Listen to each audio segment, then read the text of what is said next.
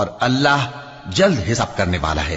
یا ان کے اعمال کی مثال ایسی ہے جیسے گہرے سمندر میں اندھیرے جس پر لہر چڑھی چلی آتی ہو اور اس کے اوپر اور لہر آ رہی ہو اور اس کے اوپر بادل ہو، غرض اندھیرے ہی اندھیرے ہوں، ایک پر ایک چھایا ہوا، جب اپنا ہاتھ نکالے تو کچھ نہ دیکھ سکے۔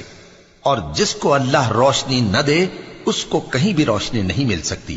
کیا تم نے نہیں دیکھا کہ جو لوگ آسمانوں اور زمین میں ہیں اللہ کی تسبیح کرتے رہتے ہیں، اور پر پھیلائے ہوئے پرندے بھی، اور سب اپنی نماز اور تسبیح کے طریقے سے واقف ہیں، اور جو کچھ وہ کرتے ہیں سب اللہ کو معلوم ہے، اور آسمان اور زمین کی بادشاہی اللہ ہی کے لیے ہے اور اللہ ہی کی طرف لوٹ کر جانا ہے۔ کیا تم نے نہیں دیکھا کہ اللہ ہی بادلوں کو چلاتا ہے، پھر ان کو آپس میں ملا دیتا ہے، پھر ان کو تہ بتہ کر دیتا ہے، پھر تم دیکھتے ہو کہ بادل سے مے نکل کر برس رہا ہے، اور آسمان میں جو اولوں کے پہاڑ ہیں ان سے اولے نازل کرتا ہے، تو جس پر چاہتا ہے اس کو برسا دیتا ہے اور جس سے چاہتا ہے ہٹا رکھتا ہے۔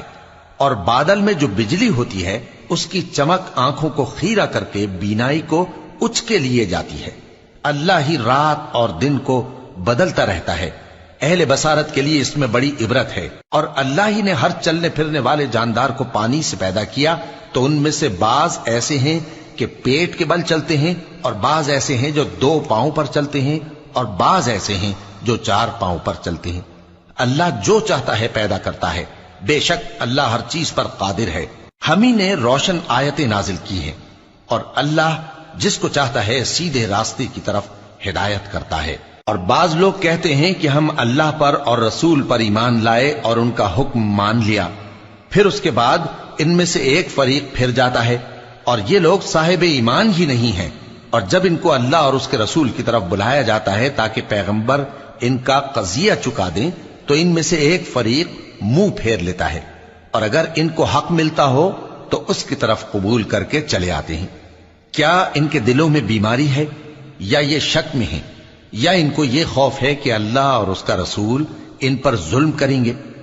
نہیں، بلکہ یہ خود ہی ظالم ہیں۔ مومنوں کی تو یہ بات ہے کہ جب اللہ اور اس کے رسول کی طرف بلائے جائیں تاکہ وہ ان میں فیصلہ کریں تو کہیں کہ ہم نے حکم سن لیا اور مان لیا، اور یہی لوگ فلاح پانے والے ہیں۔ اور جو شخص اللہ اور اس کے رسول کی فرما برداری کرے گا اور اس سے ڈرے گا اور اس کا تقوی اختیار کرے گا تو ایسے ہی لوگ مراد کو پہنچنے والے ہیں۔ اور یہ اللہ کی سخت سخت قسمیں کھاتے ہیں کہ اگر تم ان کو حکم دو تو سب گھروں سے نکل کھڑے ہوں۔ کہہ دو کہ قسمیں مت کھاؤ، پسندیدہ فرما برداری درکار ہے، بے شک اللہ تمہارے سب اعمال سے خبردار ہے۔